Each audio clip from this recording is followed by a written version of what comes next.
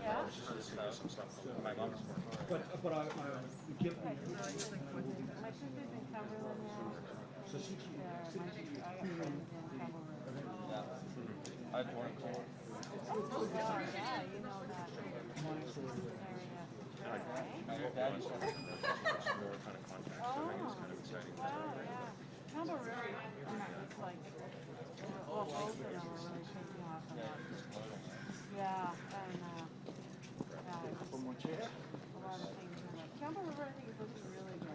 Really good. We just opened, we just announced it one of the BC regional development agencies. Oh, okay. Oh. Right, so the West Michael here, Yeah. it's got its own. Yeah. Counter River's getting. Mike Hillman.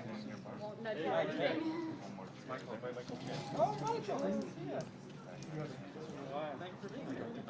We're just going to put a little statement of glowing. Yeah, and I got up to, oh no, I think we're set. I took like 200. Interesting, I have a lot to learn. right.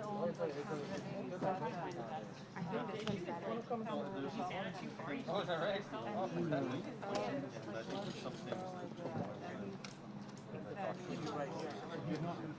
No, it's sorry, the situation. Ah, okay. So that was the whole like Minister's not coming.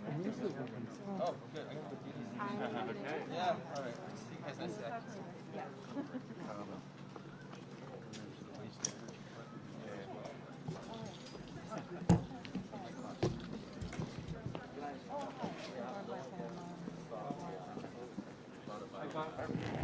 I think he got where he needed to go. Well, hello everyone. Bonjour tous. C'est un grand plaisir d'être ici avec vous aujourd'hui. I'm Terry Beach. I'm the Member of Parliament for Burnaby North Seymour, and I'm the Parliamentary Secretary for Fisheries, Oceans, the Canadian Coast Guard, for Economic Development in BC, and Official Languages. Even I forget some of those sometimes. I would like to begin by respectfully acknowledging that we are here at the new Vista facility that is located on the traditional unceded lands of the Musqueam, Squamish, and Tsleil-Waututh. And we have some honored guests with us today, including our newest councillor actually from Burnaby, Councillor Mike Hillman. Mike Klassen from the BC Care Providers. Thank you so much for being here, Mike. We have several members of the Board of Directors from the New Vista Society who's hosting us today.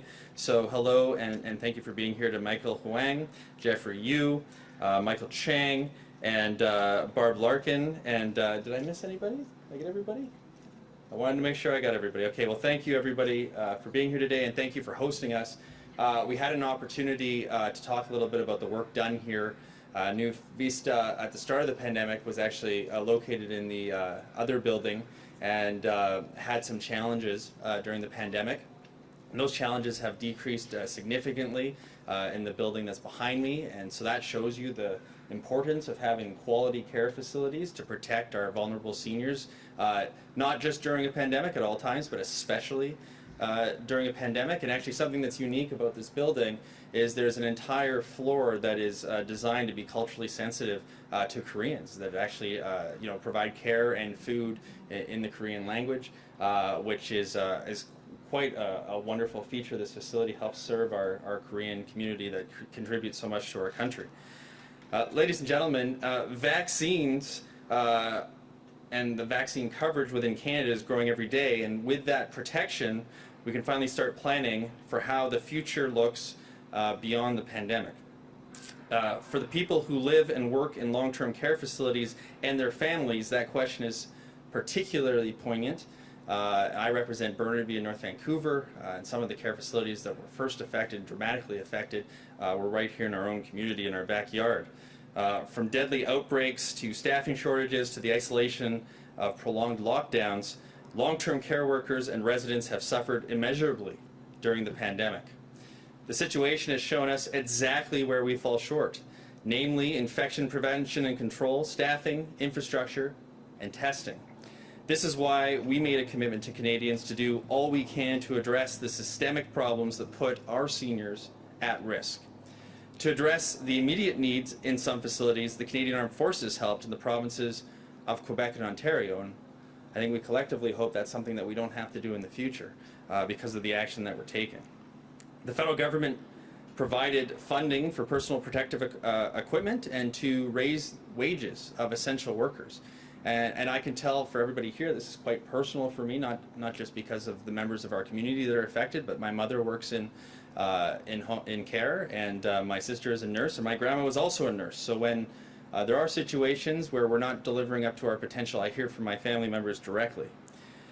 To address these gaps, we are also committing up to $1 billion through what is called the Safe Long-Term Care Fund, announced in the 2020 Fall Economic Statement. We created this fund to work with provinces and territories because to do better, we know that we have to work together. And so today, I am very proud to announce an agreement between the federal government and British Columbia for safe long-term care in this province. With the agreement, British Columbia is receiving close to $134 million to invest in priority initiatives.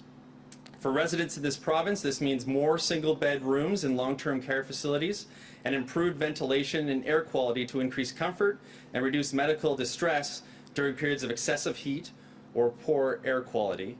And I'll note that we are outside today and it is very warm and the air quality is not very good. So this is going to help with the pandemic, but this is also going to help with our resilience as we continue to deal and fight climate change.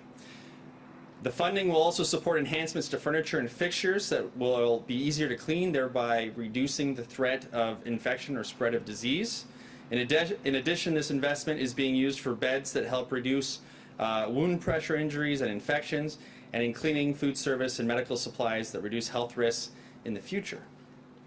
We owe it to those who were affected by the tragedies experienced because of COVID-19 to act and improve things, and today's funding reflects our government's commitment to make sure everyone living in long care facilities such as the one that we're at today receives safe, quality care and is treated with dignity in their golden years.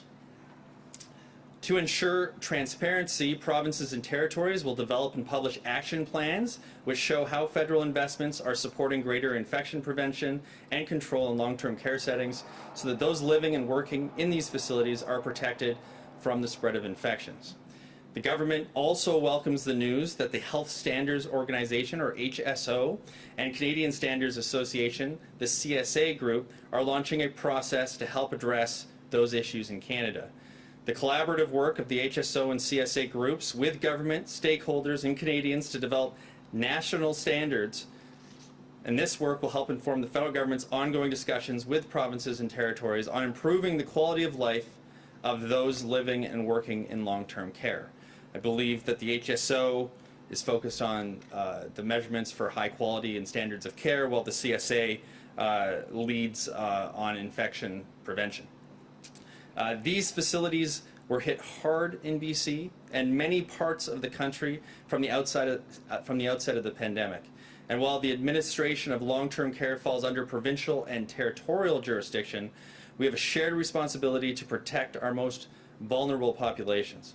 And that is why the federal government is committed to working with provinces and territories on long-term care, including through targeted funding to improve the quality and safety of care in these facilities.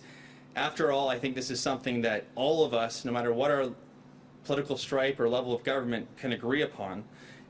So I want to thank everybody for being here, for being a part of this announcement, and I just want to say a big thank you to everybody that's here with us, who's doing the work on the ground and providing this care. All the essential workers that have worked so thanklessly throughout the entire pandemic and before, and of course will continue afterwards. My family has a history of dementia and Alzheimer's, and to know that families that are afflicted by this, it doesn't just affect the individual, it affects the entire family. And the fact that we're able to provide quality care at facilities like this means so much to those families. And so I just want to thank each and every one of you for the dedicated work that you're doing to provide this quality of care. And hopefully with this investment, we'll be able to improve that quality of care, not just here, but throughout the province, and of course, as we continue the funding across our entire country. Thank you very much, everyone. I'll pass the mic over to Justine, who will handle the media portion of this event. So we are now opening the floor to media for questions. If you have a question, just step up to the microphone and state your name and organization. You will have one question and one follow-up.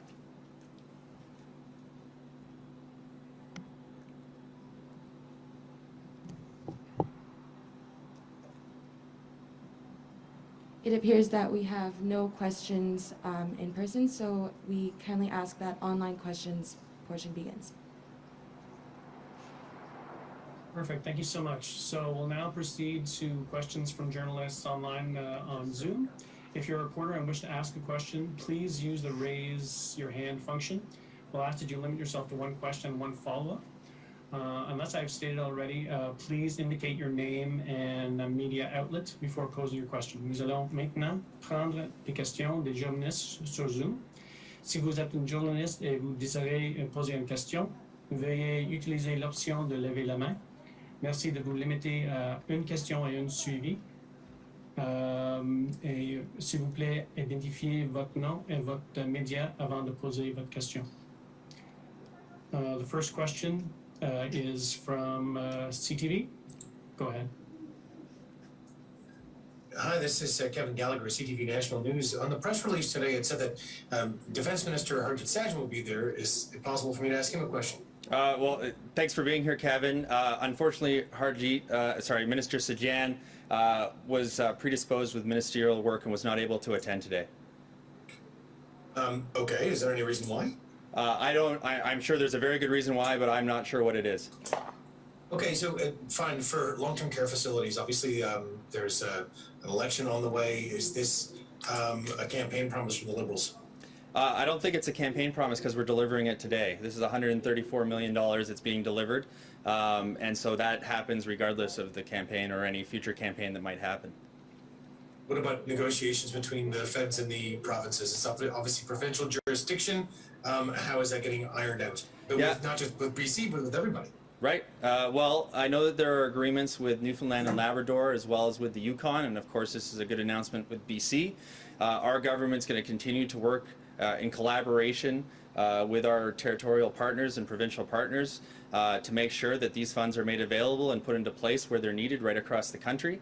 And you know, it's our Prime Minister that restarted meeting with First Minister meetings, but during the pandemic, those have almost been monthly or more. So we've said that we're going to do whatever it takes for as long as it takes to make sure that Canadians, you know, can get through this pandemic and come out the other side and be ready to thrive, and that's exactly what we're doing today with this announcement.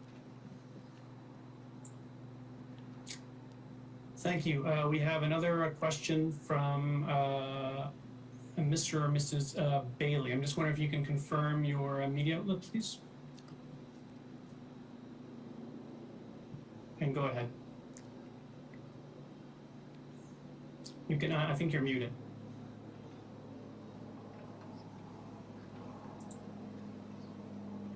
Oh, sorry that the media has left the call. If there's any other media questions, please use the raise your hand function. Well, thank you everybody for attending today. Thank you to all of our honored guests. I look forward to talking to you some more after this announcement. And this is good news for BC and for the rest of the country. So thank you for sharing in this good news today.